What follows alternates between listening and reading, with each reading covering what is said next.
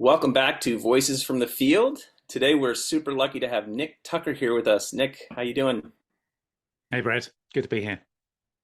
Yeah, great to see you. You were a participant on Cohort 1 this year from May to June. Tell us a little bit about yourself.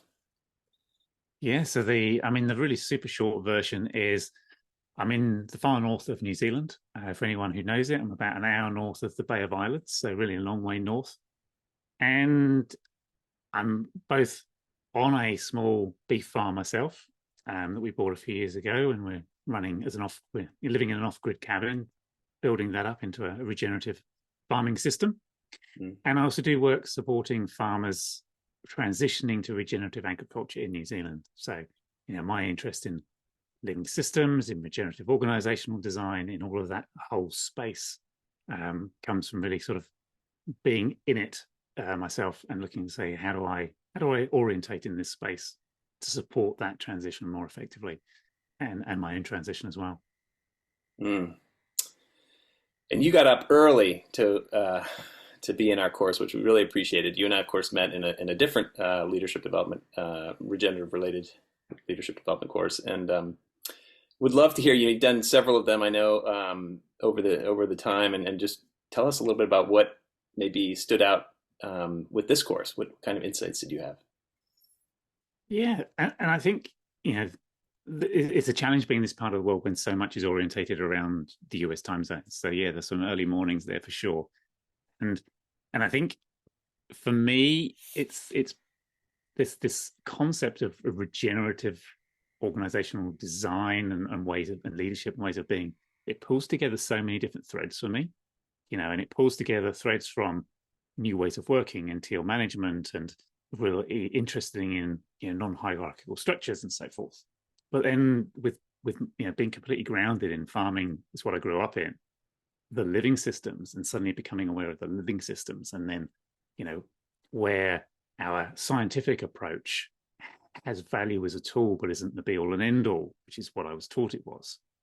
And so when I come into these sort of these courses and workshops I've been doing in the last year, the things that really have landed for me is firstly it's that viewing life not through a mechanistic lens. That was just like a major switch for me, and it was happening in the course I did before I joined yours.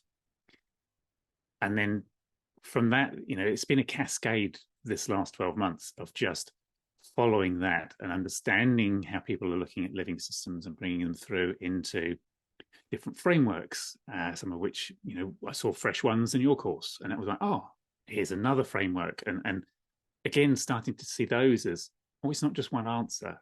It's another lens through which I can view this system. And they all have value and they'll all show me different things. And learning to not be attached to one way of doing things. Definitely for me, the course that yourself and Cynthia ran, there was some really good stuff that was brand new to me about managing change, about where are people resisting change, why are people resisting change, what's going on in this space when I'm trying to bring novelty into it, and perhaps turning up with expectations about a certain response, and then kind of like being knocked back when it's not that way. And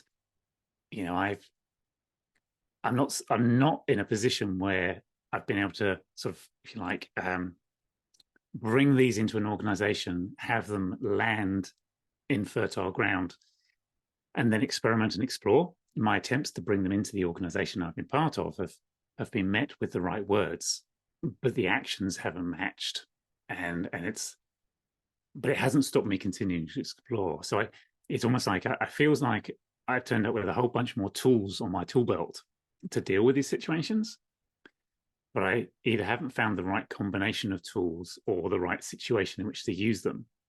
I think the latter most likely at the moment, but it certainly hasn't stopped me going, oh, that tool's really interesting. How else would I apply that to my life? What does that lead me to? And I think some of the biggest shifts for me the last year haven't necessarily been what I've learned on the workshops. It's what it's opened up as an avenue of exploration.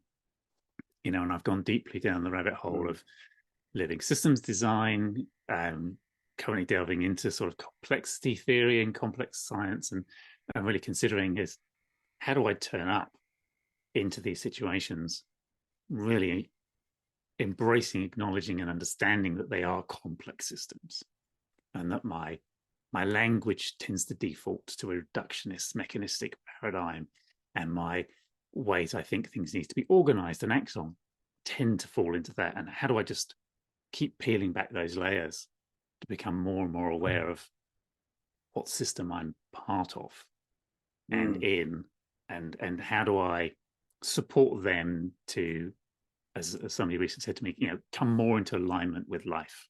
mm. So yeah, I don't know if that answered your question directly, but Yeah.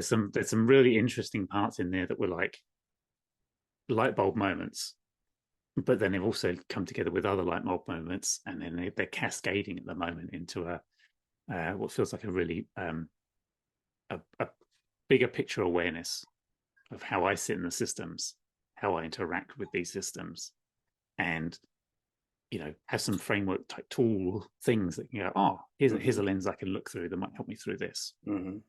Mm. Yeah, and I could sense and see the unpeeling of the onion, as we're all made up of multiple layers. At least I can tell Mm. you are, and seeing that happening through the course, and seeing the sensitivity to which you put real heart into the thoughts that you shared and the reflections on sutra on the platform, and contributing during the course, and that's exactly some of the essence we want to bring into this course, is to give people that space to have those light bulb moments, to look at different tools. And it's interesting that you were able to sort of see that there was some value to this course in different ways than some of the other journeys that you've been on, and we really appreciated that from you in your participation. Yeah, and I'm increasingly getting the sort of relationship with these types of sort of courses and workshops is, it's so much about the people you connect with or happen to bump into, about those small breakout sessions. Almost the teaching itself is like a catalyst for something bigger, and I've gone on to have separate conversations organized with people I've met as part of your course and other courses that have gone deeper and have built other connections and relationships that are part of that kind of growing network of people who, it's nice to talk to people who get it, at some level or Mm-hmm. other. We may be in completely different regions and countries, in Yeah. different cultures, different industries, Mm-hmm. but the fundamental sort of this sense of there is a different way of relating to this is there. And I think particularly where you can sometimes be in a space where that's not immediately around you.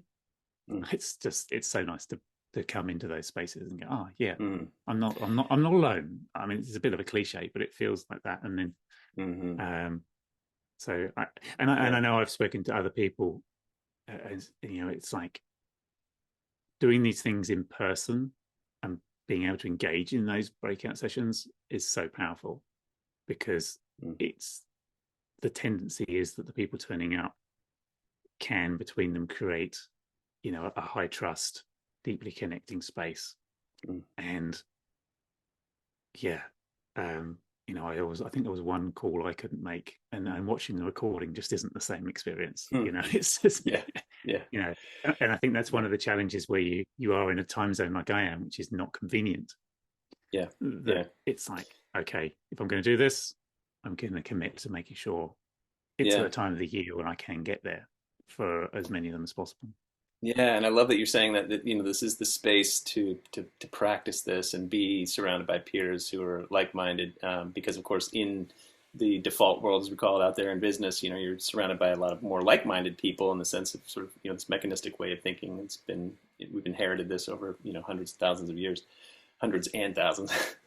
But Mm, and then you've got this sort of this the second horizon. We talk about three horizons in the sustainability space, where there's a smaller group of people maybe within an organization that are talking about more innovative approaches to being more sustainable in balance with the planet, and even a tinier group of people, maybe not even existing in your organization, where you can actually unfold and unpeel these layers that you've sensed and felt deeply which is why we see when people show up to this course, they're like, yes, this is exactly how I felt. I've been thinking about these things. I just couldn't put Mm. words to them. I didn't have the language for it. I didn't have others to share with it.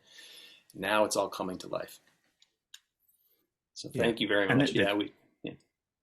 I was just going to say there's something very powerful in that language, the shared language, or developing a shared language to be able to express these things and be able to just chew them over with other Mm, people on the same wavelength, has such value for me, and I mm.